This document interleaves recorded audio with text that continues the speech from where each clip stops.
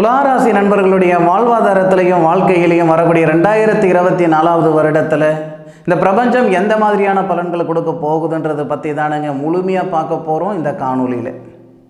துளாராசி நண்பர்களுக்கு 2024வது வருடம், அதாவது புத்தாண்டு பலன்கள் சாதகமாக இருக்குமா அல்லது பாதகமாக இருக்குமான்றதை பற்றி தான் முழுமையாக பார்க்க போகிறோம் இந்த காணொலியில். துளாராசியில் வரக்கூடிய நட்சத்திரங்கள், முதல் நட்சத்திரமான செவ்வாய் பகவானுடைய நட்சத்திரமான சித்திர நட்சத்திரம். சித்திர நட்சத்திரத்தில் பிறந்த அதிதேவதை சுதர்சனர். சித்திர நட்சத்திரம் 3வது பாதமும் 4வது பாதமும். பிறகு வரக்கூடிய சுவாதி நட்சத்திரம், கருடன் பிறந்த நட்சத்திரம், ராகு பகவானுடைய நட்சத்திரம் 4 பாதம். அதன் பிறகு வரக்கூடிய தமிழ் கடவுள் பிறந்த நட்சத்திரமான முருகர் பிறந்த நட்சத்திரம் விசாக நட்சத்திரம். விசாக நட்சத்திரத்துக்கு அதிபதி குரு பகவான், விசாக நட்சத்திரத்துக்குரிய கடவுள் முருகர். அப்போது துளாராசி நண்பர்களுக்கு 2024வது வருடத்தில் சாதகமான பலன்கள் வரப்போகுதா? 6-7 மாதத்துக்கு 2024வது வருடம் ஆரம்பிச்சு 2024வது வருடம் ஜனவரி மாதம் 1ஆம் தேதி திங்கட்கிழமை அதிகாலை மகம் நட்சத்திரம் சொல்லக்கூடிய சுக்கிர பகவான் பிறந்த நட்சத்திரம், கேது பகவானுடைய நட்சத்திரமாக இருந்தாலும் மகம் நட்சத்திரத்துக்கூடிய தெய்வம் யாருன்னு பார்த்தீங்கன்னா, கடவுள் யாருன்னு பார்த்தீங்கன்னா சுக்கிர பகவான். மகம் நட்சத்திரத்தில் பிறந்த நண்பர்கள் சுக்கிரனை வழிபடும் பொழுது 100% அவங்களுடைய வாழ்க்கையில் மாற்றங்கள் வரும். நாம் என்ன பண்ணுறோம்னா, ராசிகளுக்கு கொடுக்கக்கூடிய முக்கியத்துவம், ராசி கற்களுக்கு கொடுக்கக்கூடிய முக்கியத்துவம், அதாவது நவரத்னங்களுக்கு கொடுக்கக்கூடிய முக்கியம் அந்த நட்சத்திரத்துக்குரிய தெய்வங்களுக்கு நம்ம கொடுக்கறதில்ல. சரி, இது ஒரு புறம் இருக்கட்டும். அப்போ மகம் நட்சத்திரம் 3வது பாதத்தில் சிம்ம ராசியில் 129 டிகிரியில் தான் இந்த 2024வது வருடம் பிறக்கப்படுது. துலா ராசியாதிபதி சுக்கிரன் ராசிக்கு 2வது பாவகத்தில் தனஸ்தானம்னு சொல்லக்கூடிய இடம், குடும்பஸ்தானம்னு சொல்லக்கூடிய இடம், படிப்பு ஸ்தானம்னு சொல்லக்கூடிய இடம், உடலஸ்தானம் சொல்லக்கூடிய இடம் ராசிக்கு 2வது பாவகம். அனுசம் நட்சத்திரம் 2வது பாதத்தில் 218 டிகிரியில் இருக்கக்கூடிய சுக்கிர பகவான் உங்களுடைய ராசியாதிபதி. ராசிக்கு 8வது பாவகத்தை பார்க்கக்கூடிய தருணத்தில் தான் இந்த வருடம் பிறக்கும் போது அவர் இருக்கார். இதனால் நிறைய நண்பர்களுக்கு அந்த திருமண தடைகள் விலக போகுது. வருஷக்கணக்காக வரன் பார்த்துக்கிட்டு இருக்கிறேனுங்க, போகாத கோவில் இல்லை, பண்ணாத பரிகாரம் இல்லை, இது வரைக்கும் எங்களுக்கு நல்லது நடக்கலை, வரன் பார்க்க தான் முடியுதே தவிர எனக்கு வாழ்க்கை அமைஞ்ச மாதிரி இல்லை, என்னை பார்த்துட்டு போன மாப்பிள்ளைங்களுக்கு கல்யாணம் நடந்துருச்சு, நான் பார்த்துட்டு வந்த பொண்ணுங்களுக்கு கல்யாணம் நடந்துருச்சு, இது வரைக்கும் எனக்கு நல்லது நடக்கலை, எனக்கு நடக்குமா நடக்காதா அப்படின்ற மன அழுத்தத்தில் இருக்கக்கூடிய நண்பர்களுக்கு, திருமணத்துக்காக பார்த்து நொந்து போன நண்பர்களுக்கு 2024வது வருடத்தில் 100% திருமணத்தில் இருக்கக்கூடிய தடைகள் விலகும். அதில் எவ்விதமான மாற்று கருத்தும் கிடையாது. ஆதாரம் என்னையா? ஆதாரம் கொடுக்கணும் இல்லையா? உங்களுடைய ராசிக்கு, துலா ராசிக்கு 7வது பாவகத்துக்கு அதிபதி யாருன்னு கேட்டிங்கன்னா செவ்வாய். அந்த செவ்வாய் தான் கல்யாண ஸ்தானாதிபதி. பெண்கள் ஜாதகத்தில் செவ்வாய் தான் கல்யாண காரகனாகவும் வரார், அது வேறு. ஆண்கள் ஜாதகத்தில் தான் சுக்கிரனை நம்ம கல்யாண காரகன்னு சொல்லுவோம். அப்போது அந்த செவ்வாய் கல்யாண ஸ்தானாதிபதி செவ்வாய் உங்களுடைய ராசிக்கு 3வது பாவகத்தில், துலா ராசிக்கு 3வது பாவகத்தில் தனுசு ராசியில் இருக்கிறாரு. தனுசு ராசியில் இருக்கிறது ஆச்சரியமான்னு கேட்கலாம். சத்தியமாக அது ஆச்சரியம்தான். எந்த வகையில் ஆச்சரியம்னா, செவ்வாவும் குருவும் கிரக பரிவர்த்தனை செய்திருப்பாங்க. அந்த தருணத்தில் தான் இந்த வருடம் பிறக்கப்படுது. செவ்வாய் அப்படின்றவர் உங்களுடைய ராசிக்கு குடும்பஸ்தானாதிபதி அவரே, திருமண ஸ்தானாதிபதி அவரே. அவர் லாபஸ்தானாதிபதியோடு சேர்ந்து சூரிய மங்கள யோகமாக இருக்கும் பொழுது தான் இந்த வருடம் பிறக்கப்படுது.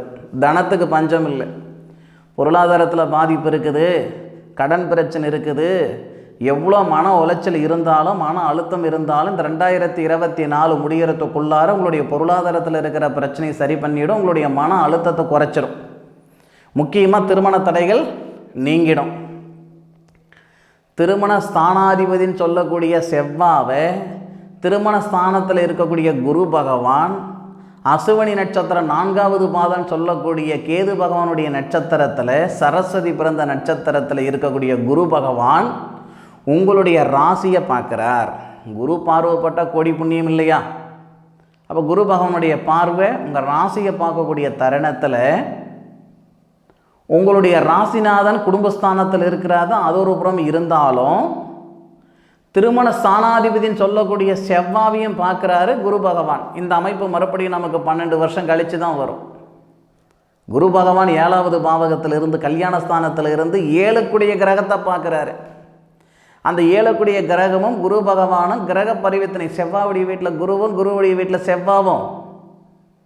இந்த அமைப்பும் உங்களுடைய ராசிக்கு 6வது பாவகத்தை, உங்களுடைய ராசிக்கு 6வது பாவகத்தை செவ்வாய் பார்ப்பார். உடல்ஸ்தானாதிபதி 6வது பாவகத்தை பார்க்குறார்.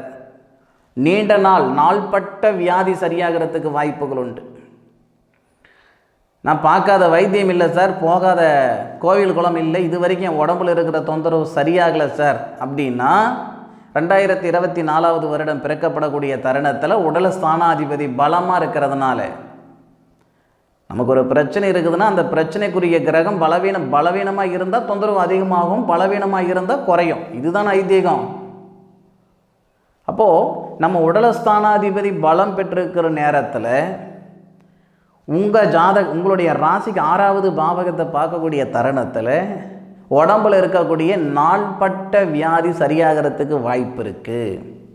ஐயா, இதுக்கு முன்னாடி அதே மருந்து மாத்திரை தான் சாப்பிட்டேன், இதுக்கு மேற்கொண்டு அதே மருந்து மாத்திரை தான் சாப்பிட போகிறேன், இதுக்கு முன்னுக்கு தீராதது இந்த நேரத்தில் தீரப்போகுதா? நம்ம என்ன செய்தாலும் இந்த பிரபஞ்சம் நமக்கு சாதகமாக இருந்தால் தான் நம்ம செய்யக்கூடிய செயல் சக்ஸஸ் அப்படின்ற ஒரு விஷயம் வருமே தவிர, இந்த பிரபஞ்சம் நமக்கு பாதகமாக இருக்கும் பொழுது என்ன தான் பண்ணாலும் வேலைக்காகாது. அதை தான் பெரியவங்க ரொம்ப அழகாக சொல்லுவாங்க, பாம்பு கடித்து பொழைச்சவங்களும் இருக்கிறாங்க, செருப்பு கடித்து செத்தவங்களும் இருக்கிறாங்கன்ட்டு. அப்போ பாம்பு கடித்தவனுக்கு நல்ல நேரம், செருப்பு கடித்தவனுக்கு கெட்ட நேரம் எடுத்துக்கிறதா இல்லையா? அப்போது இந்த பிரபஞ்சம் நமக்கு சாதகமாக இருக்குது. அப்போது அந்த தருணங்களால் பூர்வ புண்ணிய ஸ்தானத்தில் இருக்கிற சங்கடங்களாக இருக்கட்டும், இந்த பிதிருதோஷம் சொல்லி பேர் வச்சு பரிகாரங்கள் பண்ணுவாங்களே ஜோதிடர்கள், அந்த சங்கடமாக இருக்கட்டும், உடம்புல நாள்பட்ட வியாதியாக இருக்கட்டும், சத்ரு கணவன் மனைவிக்குள்ளே இருக்கிற சங்கடமாக இருக்கட்டும், அண்ணன் தம்பிகளுக்குள்ளே இருக்கிற சங்கடமாக இருக்கட்டும், பங்காளிகளுக்கு இருக்கக்கூடிய சங்கடங்களாக இருக்கட்டும், அந்த சங்கடங்களெல்லாம் நீங்கிறதுக்கு, போகாத இடத்துக்கு போனேன்னு பேர் அது சரியாகிறதுக்கு, செய்யாத தப்புக்கு தண்டனை அனுபவிச்சுக்கிட்டு இருக்கிறீங்க அது சரியாகிறதுக்கு, இந்த மாதிரி ஒரு சில நல்ல விஷயங்கள் எல்லாமே 2024வது வருடத்தில் துளாராசி நண்பர்களுக்கு வரப்போகுது. அப்படி நடக்கலைன்னா என் சட்டையை பிடிச்சி கேளுங்க, நான் வேலூரில் தான் இருக்கேன். சரி, இதெல்லாம் ஒரு புறம் இருக்கட்டும். தனஸ்தானாதிபதி அப்படின்னு சொல்லக்கூடிய கிரகம் செவ்வாய், புத்திரஸ்தானாதிபதி அப்படின்னு சொல்லக்கூடிய கிரகம் சனி பகவான் ஆச்சே. புத்திரஸ்தானாதிபதினு சொல்லக்கூடிய கிரகம் சனி பகவான். சனி பகவானுடைய நட்சத்திரத்தில் தான் உங்கள் ராசியாதிபதி இருக்கிறாரு. சுக்கிர பகவான் யாருடைய நட்சத்திரத்தில் இருக்காருன்னா அனுச நட்சத்திரத்தில் 2வது பாதத்தில் 218 டிகிரியில் இருக்கிறார். அப்போது சுக்கிரன் வாங்கியிருக்கிற சாரம் புத்திரஸ்தானாதிபதினு சொல்லக்கூடிய சனியுடைய சாரம். அப்போ புத்திரச்செல்வம் பிறக்கிறதுக்கான வாய்ப்புகள் ஏற்படுத்துகிறோம். சார் உண்மையா சார், இதை மட்டும் நடந்துருச்சுன்னா இதுவே மிகப்பெரிய ஒரு தருணமாக நான் நினச்சிக்கிடுவேன். குழந்தை பாக்கியத்துக்காக நான் பார்க்காத வைத்தியம் இல்லை, பண்ணாத பரிகாரம் இல்லை, போகாத கோயில் குளம் இல்லை, இருக்காத விரதம் இல்லை, எல்லாம் செய்து எனக்கு நல்லது நடக்கலை, இல்லை புத்திரபாக்கியம் வருமா வராதான்ற ஒரு சந்தேகமெல்லாம் எங்களுக்கு இருந்துக்கிட்டு இருக்குதுங்க. இந்த நேரத்தில் குழந்தை பாக்கியம் கொடுத்துருச்சு நீங்கள் சொல்கிறது, குழந்தை பாக்கியம் கொடுக்க போகுது நீங்கள் சொல்கிறது கேட்குறதுக்கு சந்தோஷமாக இருக்குது, இது சாத்திகமா? என் ஜோதிடம் சந்தோஷப்படுத்துறதுக்கு மட்டும் இல்லைங்க, சத்தியமாக சொல்கிறேன், அது சாத்திகமாக இருக்கிறதுக்கும் என்னுடைய பலன் இருக்கும். இது ஒன்றும் விஷயம் இல்லைங்க. புத்திரஸ்தானாதிபதினு சொல்லக்கூடிய சனி பகவான் உங்களுடைய ராசிநாதனை பார்க்கக்கூடிய தருணம், புத்திர காரகன் சொல்லக்கூடிய கிரகம் குரு பகவான் உங்களுடைய ராசியை பார்க்கக்கூடிய தருணத்தில் தான் வருடம் பிறக்குது. நல்லா புரிஞ்சுக்கோங்க, நம்ம முன்னோர்கள் ஒவ்வொரு விஷயத்துக்கும் ஒவ்வொரு கிரகத்தை நியமிச்சிருக்கிறாங்க. அண்ணன் தம்பிகளுக்குள்ள சங்கடம் இருக்குதா? அண்ணன் தம்பினா யாருன்னா செவ்வாய், மாமா மச்சானா யாருன்னா புதன், சின்னம்மா பெரியம்மா அம்மா இவங்கெல்லாம் யாருன்னு கேட்டிங்கன்னா சந்திரன், அப்பா சித்தப்பா பெரியப்பா இவங்கெல்லாம் யாருன்னு கேட்டிங்கன்னா சூரியன், குழந்தை பாக்கியம் அப்படின்னா புத்திர செல்வம் குரு, தொழில்காரகன் சனி, கல்யாணக்காரகன் சுக்கிரன். இந்த மாதிரி ஒவ்வொரு விஷயத்துக்கும் ஒவ்வொரு கிரகங்களை நியமிச்சிருக்காங்க நம்மளுடைய முன்னோர்கள் இந்த ஜோதிடத்தில். தாத்தன் அப்படின்னா நம்ம ராகு, பாட்டினா கேது.